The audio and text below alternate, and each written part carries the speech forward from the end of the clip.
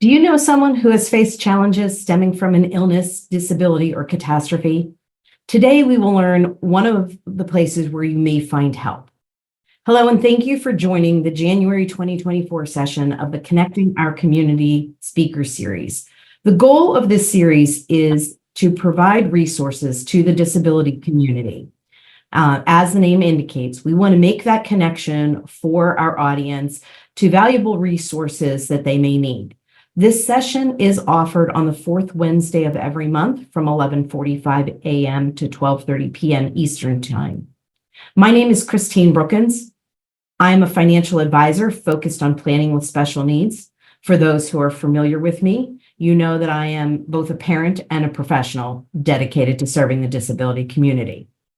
Every month, we speak with a different resource to the community. Last month, we had the pleasure of learning about face-to-face healing. I am always open to suggestions for resources about which you may want to learn. But today, we are speaking with Jamie Ward, the founder and executive director of Jamie's Dream Team. Jamie's Dream Team is a nonprofit organization whose mission is to offer hope and to ease the burden caused by serious illness, injury, disability, trauma, or catastrophic events, and to celebrate the individual differences by acknowledging dreams as possibilities. Jamie's Dream Team provides assistance to and makes distributions on behalf of qualifying individuals. Jamie founded Jamie's Dream Team in 2005 when she was just 18 years old, having been born with a rare disorder known as Vader syndrome, which can cause congenital abnormalities of the vertebrae, lower intestine, trachea, esophagus, and kidneys. She knows firsthand what it's like to live with a disabling condition. Jamie, thank you so much for joining us today. And thank you for having me. So I've given our audience a little bit of background on you, but can you share a little bit more of your personal story and how this led you down this path? Sure. I was born with a Vader syndrome. I've had over 45 major operations since birth. And I also have a rare blood disorder where my spleen eats all my red blood cells, along with many other illnesses that go along with and challenges, my own daily challenges that go along with me every day. So you clearly are facing these challenges and overcoming them on a daily basis. And what is it that you went through that gave you the idea to start Jamie's Dream Team? And just being in the hospital, being around families and wanting to help others. Well, that's great. I mean, I think that living it, knowing it is important, but the fact that you want to help others that may be going through a tough time, I really appreciate that. And I do want to share with the audience that while I had previously heard of Jamie's Dream Team, the organization recently caught my attention in the local media. And the reason for that was, for anyone that is in or around the Pittsburgh area, only a few weeks ago, there were reports of a missing 17-year-old girl with Down syndrome. And while there are a lot of circumstances around that, the important thing to know, and the reason I bring this up, is that it was volunteers from Jamie's Dream Team that ultimately found the young lady. So Jamie, can you tell us how it is you came to be involved in that search? Absolutely. Friday night or Friday morning when we seen that she had been missing, I knew that, we had to jump into place and reach out and try to find her. That a young girl like that could not be out missing for too long, and that we really wanted to try to help find her. So I contacted the Allegheny County Police, got the go ahead and start a search team through something up on my Facebook and my social media platforms. Said, hey, we're looking for volunteers to come out and try to help find Kayla. And within minutes, we had hundreds of volunteers reaching out and wanting to help find her. That's amazing. I get goosebumps when you say that, but I understand that it really was one of your volunteers that ultimately found her and found her safe to everyone's knowledge. Is that right? That is correct. Somebody who had come and decided to be on our search team. Yes. That's amazing. Thank So you. in that same media report, I saw mention of the potential of a purple alert system. Can you tell us what that is and what we're hoping to do with that? Absolutely. The purple alert system acts as like an Amber alert system that notifies you a lot quicker than the Amber alert. And it would focus on a distinct need of the population, providing a targeted and efficient response to instance of the disappearance of the child or adult. So this is a specific alert system we are trying to get in place for individuals with disabilities that may go missing. Absolutely. And, if that system was in place here in Pennsylvania, everybody's phones would have been alerted immediately when Kayla went missing, so that she wouldn't have wandered around. If she would have gone on that bus, or she would have, somebody would have seen her and said, oh, that's her. We need to get her back to safety a lot quicker than what she was. And you mentioned we do not yet have it here in Pennsylvania, but it does exist in other states right now, correct? Yes, it absolutely does. So not that this was the sole reason why we were getting together today, but from your knowledge, what can residents of the state do to try to get this approved here in Pennsylvania? We have a letter that we will share with everybody for everybody to send out to your state representatives, your local politicians, so on and so forth. We also need somebody to call all of those resources as well. Please share, and also send in your impact stories, how this could affect you, how this impacted you when you heard that Kayla went missing, and how it impacted you as an individual. A lot of the families that come out to search for Kayla were moms of children who have Down syndrome or intellectual disabilities, and they were so helpful, and they were helpful in the way of, hey, I know that my child really resonates with food, or they would be at a quiet place under church pews and so on and so forth, where people wouldn't think the, average person would go and hide. So this network of the community was really an integral part of ultimately finding this young lady. Absolutely. Absolutely. And I think that's fortunately a great outcome. And you had those resources because people came together. But for our audience, I really just want to mention that is just a scratch on the surface of the many, many things that Jamie's Dream Team does. So if we can go back and review in general, what does Jamie's Dream Team provide? What do you hope to do through your organization? We hope to provide assistance and dreams to those who are suffering from illness, trauma, or catastrophic events. Also, we do dreams. We also provide necessities, and also we have 2 trips, one being 321 Disney, and also Disney Extravaganza, which both trips are the same trip, but serve different populations. 321 Disney serves the Down syndrome community, and Disney Extravaganza serves the children with intellectual disabilities and autism. And we take families on a full paid vacation to Walt Disney World. That's amazing. The children, thank you, their children and their families. And we take them with a group of other individuals. So about 25 families go at a time. And we do this trip twice a year. And we send them to Walt Disney World. And we're looking right now to extend that program into other destinations as well. So that's a fabulous thing that you specifically said. There are 2 different trips, one for the Down syndrome population and the other for the autism and intellectual disabilities. So you gather a group of common families, or at least that they have that commonality, and they travel together. Is that right? Absolutely. But each family stays as a family unit?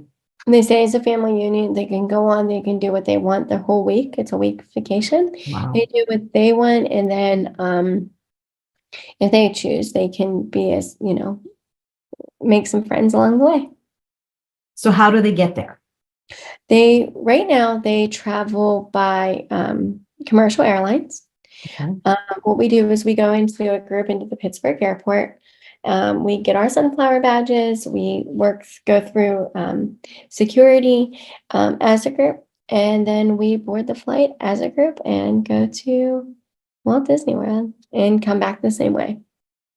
And I have to imagine there's power in numbers, because these families may have situations occurring that they couldn't do this on their own without the support. So what kind of support does your organization provide on these trips? On these trips, we also provide volunteers. Sometimes there's students that are going for occupational therapy, also nurses, and also other just volunteers who come to help with the assistance of those children and their families. So if, let's just say, someone's having a meltdown in line and somebody needs to go get them a drink, or they can stand in line for them if they need to stand in line, or if the parents need a break just for a couple minutes, that volunteer can interact with the child and so on and so forth. Or if there's other children, a lot of times there's other children that, might want to do something, but their child necessarily can't. So mom really wants to, maybe go on a ride with another child. So our occupational therapist volunteer will sit with the other child and, make them comfortable and have fun with them as well, so that everybody's included. That's an amazing level of support. It really is. Thank you. A lot of the times when you have a sibling, the sibling gets pushed aside because of everything, and we want to make sure everybody is always included. I know with my own circumstance, I have a sister who is 34, and for a long time she suffered with bulimia because of being afraid with my illness, and with everything that I went through. And like I said, she, sometimes I think suffered from being, I guess, second in command, because a lot of the focus had to be put on me. And I think that, any family that has a child with a disability, if they look back, they may find something similar. But in the moment, I'm quite sure that's not what these parents are experiencing. In the moment, you're dealing with whatever the medical issue is, whatever the meltdown is. And just hearing that your organization not only provides these tremendous trips, but such a level of support along with it is so encouraging. It really is. Yeah. So I know you do these trips for these different populations. Let's talk about some of the other things you do. I understand you've been involved in a few weddings. We have, absolutely. We do several weddings. We've done weddings for she's an occupational therapist who was diagnosed with breast cancer. We did her wedding. We've done also 2 individuals who have intellectual disabilities. They met on Christian Mingle. They fell in love, and we did their celebration of love. Yes, it was a quote unquote marriage, but they were unable to legally get married due to their income and their insurance and so on and so forth. And you probably can explain that a little better than I can. Well, I do know, and I'm just so glad to learn that your organization operates with an awareness of this. If there are means-tested benefits that involve income and asset limits, that simply getting married could change those numbers and make somebody ineligible. So it's so meaningful to hear you say that while you will provide dreams and make them come true, you do so in a manner that you're aware that these things are so important and that you can preserve that eligibility. Absolutely. And love is love. And you don't want to deny somebody love just because they have, a disability. You want to make them know that, my biggest thing is never treat somebody different just because they have a disability. So you want them to get their fulfillment out of life just like you or I. So Absolutely. if they want to get married, let's get them married and let's make them happy. That's wonderful. I love to hear it and your approach around it too. Thank you. And I know there've been other celebrations of holidays or birthdays. Tell me a little bit about that. There is. We do a lot of birthdays. We do a lot of vacations, as simple as a house fire, and not necessarily I would say house fire, but like if there was like a really bad, like an explosion or something like that, that somebody might need things, we would do things like that. And the most rewarding thing out of all this is being able to go in and relate to these families. And a lot of our volunteers and a lot of our staff and board members also can relate to families who have children or who also are sick because they are sick as well.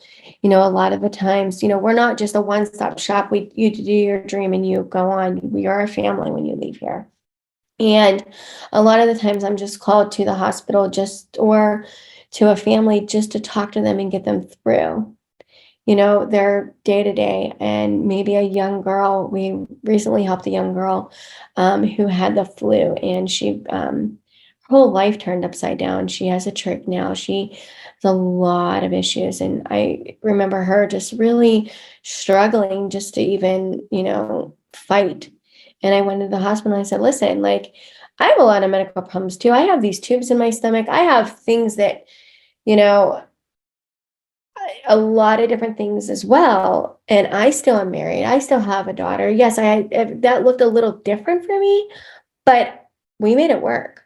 And you're going to be able to make it work too. And I really love pushing, people to get better,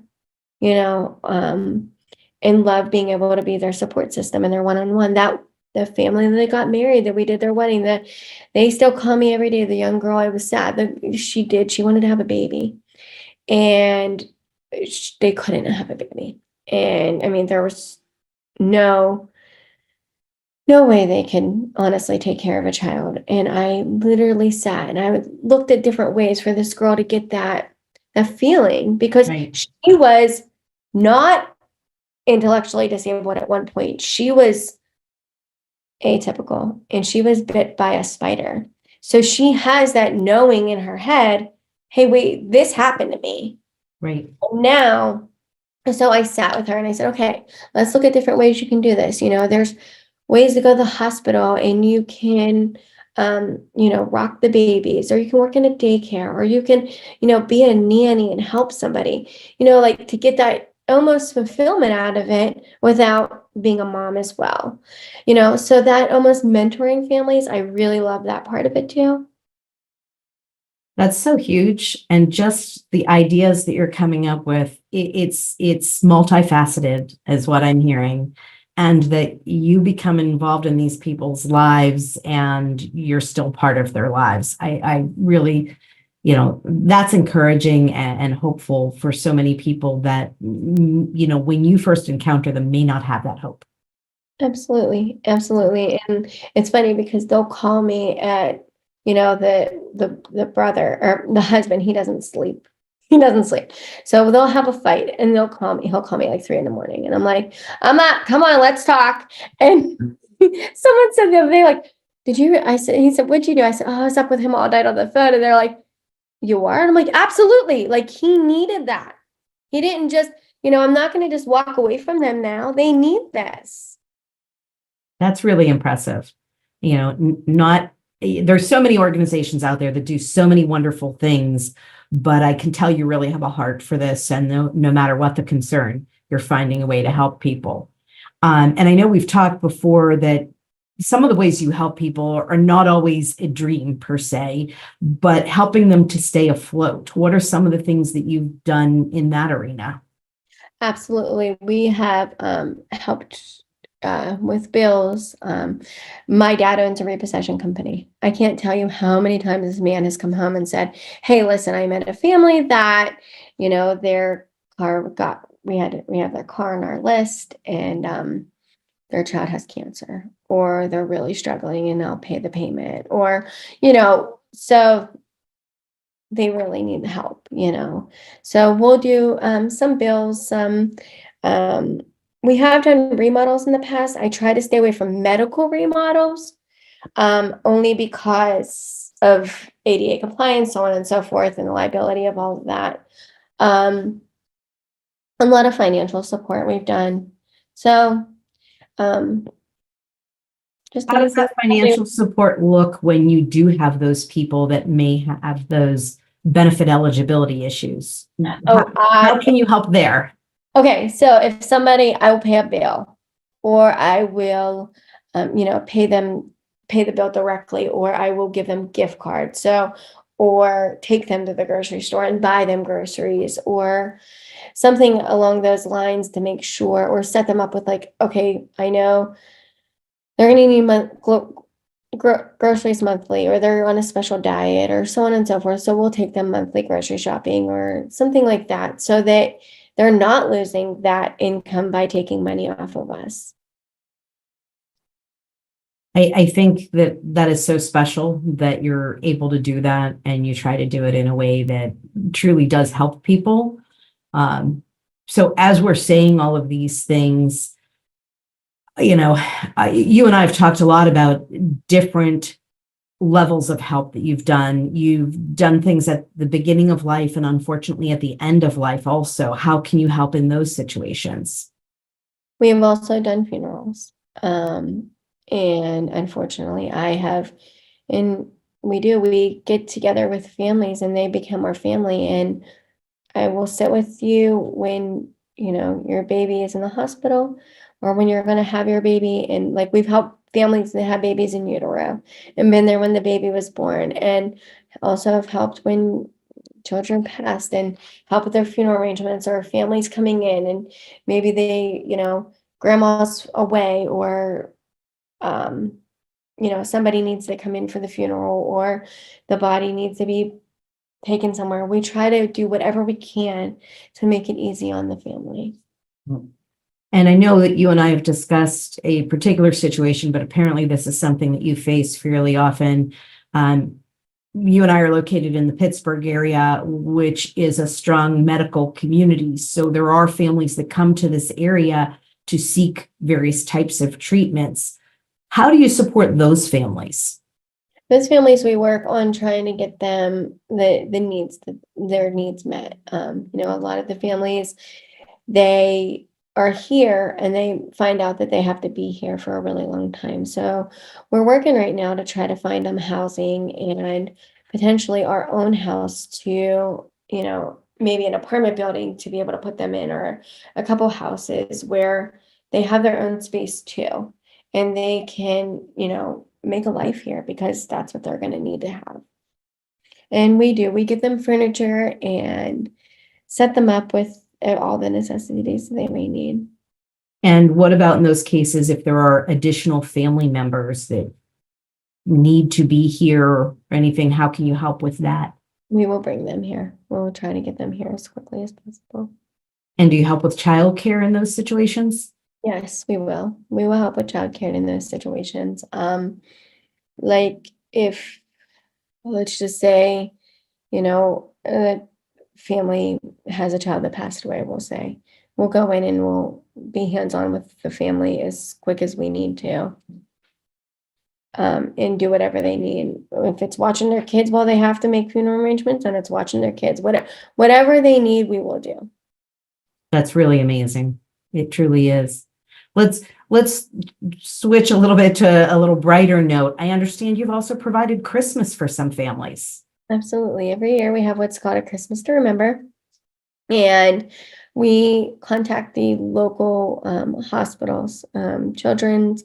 Also, if the child has a life-threatening illness, or the parent has a life-threatening illness, and what we do is we ask them for everything that on their kids' Christmas list, and we do about 250 families, and them and their siblings, and we provide that for them along with a large party. Wow, that's a lot. So And you do this party for all of the families at one time? Is that how you do it? yes, yep, absolutely. And we do it at an air hangar, and Santa comes down on a helicopter. It is absolutely incredible. Um, But not only that, so those families get those gifts there in black bags and they take it home and they can wrap it from Santa because obviously, or whatever they believe in, Right. obviously because, we don't want to take the magic out of Christmas for the mom just because, or the family member just because, their kid is sick or they're sick. So we want to make it as normal as we can for them. Well, and I think in those situations, you're facing a number of things, including often any resources that you had have been spent on the care for a loved one. Absolutely. And I think the other thing that makes it so special is that you are dealing with families where there may be a member of the family that may not be around for the holiday next year. Absolutely. And the thing with that is like you said, their money is spent. It's not like they don't want, especially when it comes into bullying. Let's just say we're going to go with bullying right now.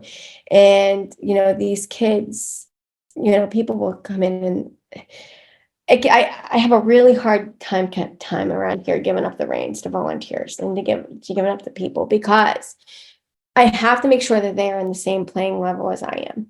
My whole thing of it is these families didn't ask for this.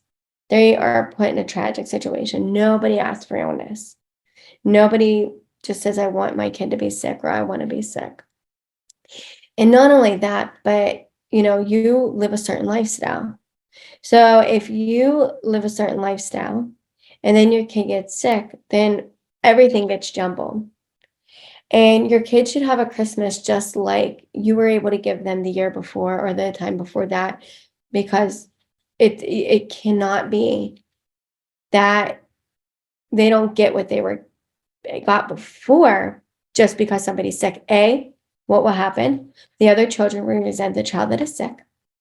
B, they'll take their not great toys or whatever the case may be to school. And then, they get bullied. I mean, kids are mean now. So if you don't have what everybody has, unfortunately, you're getting bullied now. And I don't want anybody to ever feel like that. Then come home and see their kids that's sick, their sibling that's sick. And then on top of their sibling being sick or they're being sick, they're getting bullied. Then, they're seeing everything at home. Their parents aren't around. I want to make sure that everybody gets exactly what they want or that escape, I think that the way you just described that is so important and back to multifaceted, because again, there are a lot of great organizations out there that provide some level of assistance, but if you don't look at the bigger picture, it could still be lacking in something. And as you said, people have their lifestyle that they're used to. Just because somebody sustains an illness or a disability doesn't mean that your liabilities disappear. Your car payment is still due, your house payment is still due. So I do think it's so incredibly important that you take all that into consideration. And we do that with every family and every dream. We don't want to, and we make it all about the family and we make it all, and that is hard, especially if, mom or, dad might be working, mom's away at the hospital. Where does those siblings get left? Or where does the child that is sick, where do they get left? Worrying about themselves, and you want to make it so happy for them, and It's so continue to make incredibly it happy. important. And we don't just, I'm known for doing multiple dreams for families. I shouldn't say that live, but it's true. Like, I can't help myself because it's true. Like, especially the families that really appreciate. Right. They really appreciate and you get the sense that you really made a difference in their life and you just want to keep helping because they are so appreciative and they're so kind. Well, and to your point, sometimes that involves multiple people. Mhm. So it does occur to me that, maybe a sibling might not get to go to camp because everything is being concentrated on the one that may be ill. So as you're talking about this and the way you approach it, it does sound to me like that is something that your crew would take into consideration. Oh, absolutely. Or we would take into consideration of doing, even a spa day for them, or something that would make them happy, or mom and me day or dad and me day, or grandma, or whoever, something to make them happy too, and make them know, hey, you're still here. Everybody, you're still cared for. That is so important, because too often families cannot stop in the moment and only realize the impact later. And by then it's already taken place. So that is crucial that you do that. I want to make sure that, anybody that is hearing all of this and says either that they and their family have a need, or they know somebody that does, tell me what that process would look like if somebody were to reach out to your organization. If it's an emergent need, then we just jump in action and hurry up and get there and do what we got to do, no matter what time of the day it is. If it's 5 o'clock in the morning, 12 o'clock at night, we work around the clock there. As my dream coordinator says, we do not have work hours around here, and we don't. We absolutely don't. So we work around the clock, and also, but it is an application process. You have to provide medical documentation. Provide an application, we'll come out, do an interview, make sure the dream being requested is sustainable for the family as well. I'm not going to do a dream for somebody and put them in financial debt. I'm not going to give you a car that you can't afford, or something. Everything has to be sustainable. And I think sometimes people, you say, I'm going to give you a dream, and they're like, oh, and I'm like, oh, no. I want a new puppy. Yes, that's great. But can you take care of the puppy? Something like that. Well, that's also so very important, that sustainability, because it would be worse if I asked for a puppy and you gave me a puppy and then somebody else took it away from me. Absolutely. But you have given puppies, haven't you? A lot. A lot. So yes, there is an application process, and we have interview processes and so on and so forth, and we just go from there. And it's so funny because we also do, I make sure that we're not just giving a dream, we're making sure that, hey, you be honest with me. I just left a family this morning, and that's why I'm not all dressed up. I'm in my sweatpants because I go out and I see the family as I am myself. I'm not a professional by any means, because when I'm with these families, because I need them to relate. I need them to know that I can relate to them. I need to know that, yes, you might want to go to Disney World, but do you have groceries in your refrigerator? And if you don't have groceries in your refrigerator, I'm going to give you those groceries as well as your trip. That's huge. So I want to make sure that we do share the information so that people know, if they do need to reach out to Jamie's Dream Team, how they would do that. And as I'm sharing this, every month I stumble with this. So hopefully I'm sharing the appropriate information that everyone can see. If anyone wants to reach out to Jamie's Dream Team, it is jamiesdreamteam.org, and you can send an email to info@jamiesdreamteam.org, or call 412-377-3898. And that is how they would reach out to initiate a referral or an intake. Is that correct? That is correct. I would definitely, if it is an emergent need right now, reach out to the 377. Otherwise, go ahead and send that email. Okay. And you have made it clear there are situations where something comes up and needs to be addressed right now, and you evidently jump right on that. So that is truly impressive. Thank you. I'm also going to share my contact information if anybody needs to reach out to me at Oakbridge Advisor Group. This session and all sessions have been recorded and are available for replay on my website at oakbridgeadvisorgroup.com.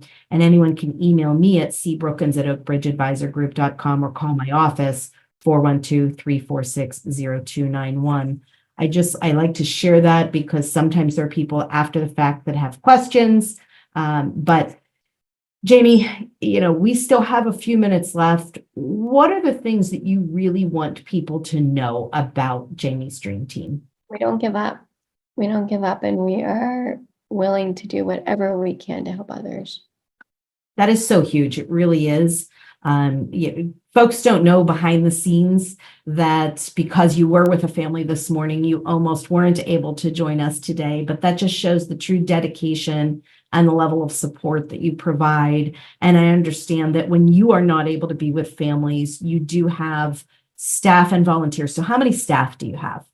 We have 4 staff members, which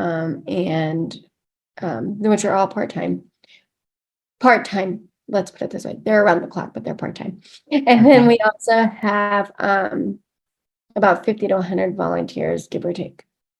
That's amazing. And when we started this and talked about the search for Kayla, your volunteers, that number immediately went up when people wanted to volunteer to help to search for Oh, her. absolutely. So I imagine that anytime you have a need, you said you put something out on Facebook. I'm quite sure you have that number of volunteers fluctuates based on the need, does it not? It does. It absolutely does. And depending on what the situation is and their, availability. And if somebody wants to get involved as a volunteer, whether to help with the trips or the holiday party or just delivering something to a family, how would they go about doing that? They would go on our website to jamiesdreamteam.org, and they fill out a volunteer application. That's awesome. We could go on forever, but I don't want to take everybody's time. I really appreciate you sharing this information, and hopefully, as a result of this appearance today, you will have an influx of phone calls and emails, and you are prepared to handle those, are you not? Absolutely. That's good to know. So, if you do know someone who is battling an illness, dealing with a disability, or has suffered some kind of catastrophic event, whether that's a tornado, a flood, a house fire, whatever that may be, if you know someone that needs assistance, please do reach out to Jamie's Dream Team. And you can always come back and watch the replay of this on my website.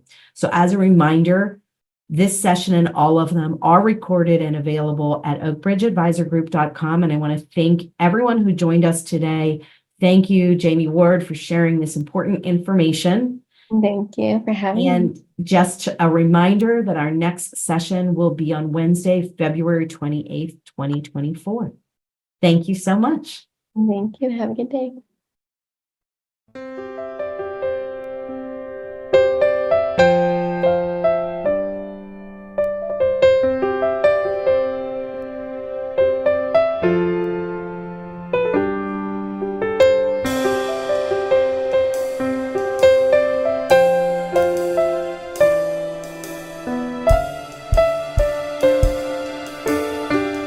Making their dreams come true.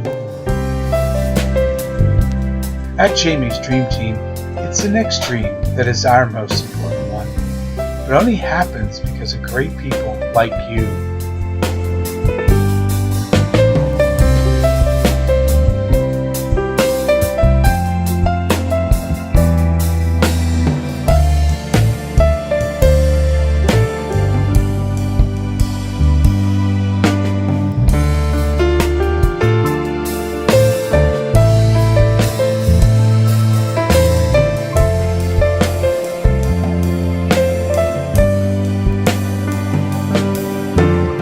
Help us make their dreams come true by donating or volunteering at jamiesdreamteam.org.